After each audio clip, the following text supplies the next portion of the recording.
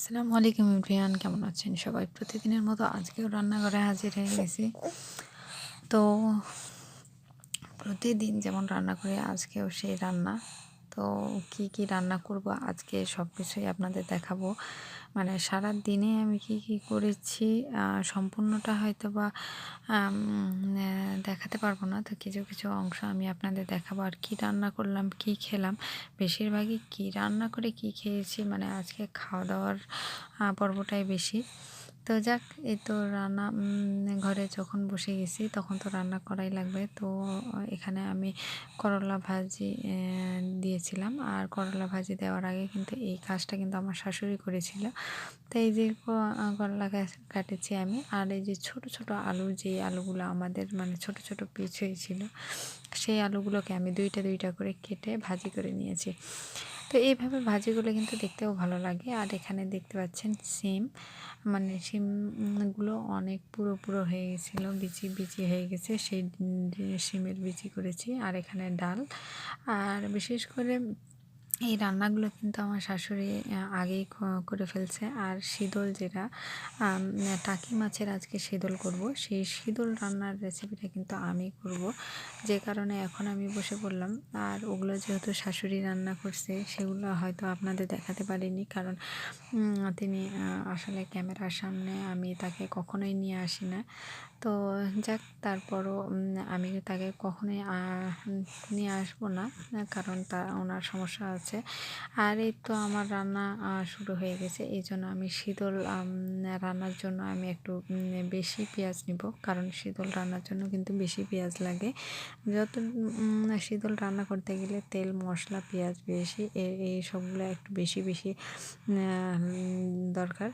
তো জানি না টাকি মাছের শীতল কে খান এবং কে পছন্দ করেন। তো আজকে আমি আপনাদের এই শীতল রান্নার রেসিপিটাই আজকে ফুল রেসিপি আপনাদের সামনে হাজির করেছি। তো এই তো দেখতে পাচ্ছেন যে আমার পেঁয়াজটা আমি ভেজে নিব। তো এই তো দেখতে পাচ্ছেন, আসলে এখানে পেঁয়াজ যেহেতু অনেকগুলো বেশি, সেজন্য আমার পেঁয়াজটা আমার ভাজতে দেরি লাগবে। তো যাক, ওখানে আসলে আমার একটা সমস্যার কারণে আসলে পাটা আমার ফোনটা একটু পড়ে গেছিলো, যার কারণে একটু সমস্যা হয়ে গেছে।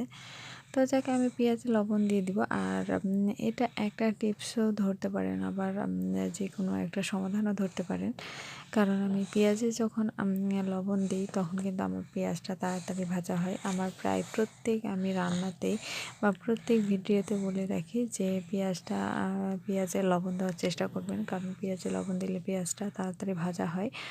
তো এখানে আমি 2টা তেজপাতা দিয়েছি।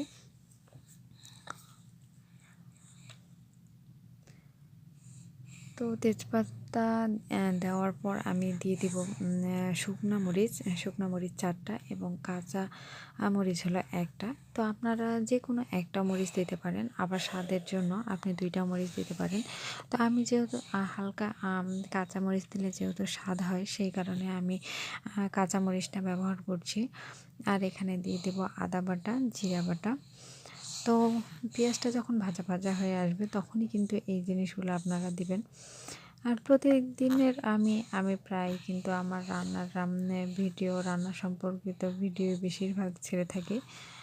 তো অবশ্যই আমার চ্যানেলটি ভালো লাগলে অবশ্যই সাবস্ক্রাইব করবেন, আমার চ্যানেলের পাশেই থাকবেন। আর অবশ্যই লাইক দিয়ে আমার ভিডিওটা দেখার চেষ্টা করবেন, কারণ লাইক দিলে কিন্তু ভিডিও করার আগ্রহটা বাড়ে। আমি প্রায় প্রত্যেক ভিডিওতেই বলি যে বিশেষ করে না হলেও আমাকে একটা কমেন্ট করবেন। তো এই সব বকতে কিন্তু আমার দেখতে পাচ্ছেন হলুদ গুঁড়ো 1 চা চামচ, মরিচ গুঁড়ো দেওয়া হয়ে গেছে। তো এই সাইডে আমি দিয়ে দিব আমার টাকি মাছগুলো। আর এই টাকি মাছ কিন্তু আমি বেশি নিইনি, 4টা নিয়েছি, যেহেতু আমি অল্প করব। কারণ মানে টাকি মাছের শীতলটা আমি আর আমার শাশুড়ি খাই, মানে টাকি মাছেরটা আসলে অতটা কেউ পছন্দ করে না, আমি খাই। তা আমার ভালো লাগে। আর যেহেতু এই টাকি মাছগুলো আমার অনেক দিনের হয়ে গেল, মানে জীবিত করে রাখছিলাম বালতিতে করে। তো যার কারণে আমি ভাবছিলাম তাড়াতাড়ি এগুলো শেষ করে ফেলবো। তো এই সাইডে আমি শুটকি মাছ যেটা বলে, সেই শুটকি মাছ বেটে আমি সুন্দর করে মানে ভেজে নেওয়ার পর, তেলে ভেজে নেওয়ার পর বেটে রাখছিলাম, দিয়ে দিয়েছি। এর মধ্যে আমি দিয়ে দিয়েছি, তো এর মধ্যে দিয়ে দিয়েছিলাম আমি বেগুন এবং আলু কুচি। তো আসলে আমি কষানোটা আমি দেখাতে পারিনি, কারণ তাড়াহুড়োর মধ্যে আমার এক ভাবি চলে আসছিল, যার কারণে আমাকে ভিডিওটা অফ করতে হয়েছিল। যেহেতু গ্রামে থাকি, সবাই অনেক কিছুই মনে করে, যার কারণে আমি ভিডিওটা কিছুক্ষণের জন্য অফ রেখেছিলাম। তো যাক, এই সাইডে আমার ভালোভাবে কষানোর পর আমার সম্পূর্ণ কিন্তু আমি পানি দিয়ে দিয়েছি। তো এখানে আপনারা যে কোনো সবজি দিতে পারেন, তবে বেগুন আলুটা দিলেই সবচাইতে ভালো হয়। তো যাক, এই তো আমার বেগুন আলু আর মাছ সম্পূর্ণটা সিদ্ধ হয়ে গেছে। সিদ্ধ হয়ে যাওয়ার পর আমি ভালোভাবে এটা ঘেঁটে দেব। মানে যতক্ষণ না ঘেঁটে দিয়ে রান্না করবেন ততক্ষণ তো কিন্তু শীতল হবে না। আর আরেকটা কথা বলে রাখি, শীতলের ফুল রেসিপি কিন্তু আমার চ্যানেলেই দেওয়া আছে। তো যদি পারেন কেউ তো অবশ্যই দেখে আসবেন। ধন্যবাদ সবাইকে।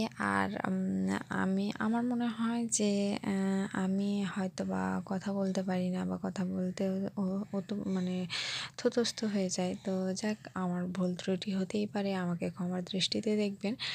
তো যেহেতু আমি নিজেই ক্যামেরাম্যান, নিজেই তারপর আমার রান্না করতে অনেক সমস্যা হয়। রান্নার মধ্যে ভিডিও করা বলতে মানে প্রায় অনেকটাই সমস্যা। যারা একা হাতে রান্না করেন তারা তো অবশ্যই বুঝবেন যে আসলে কতটা কষ্টকর।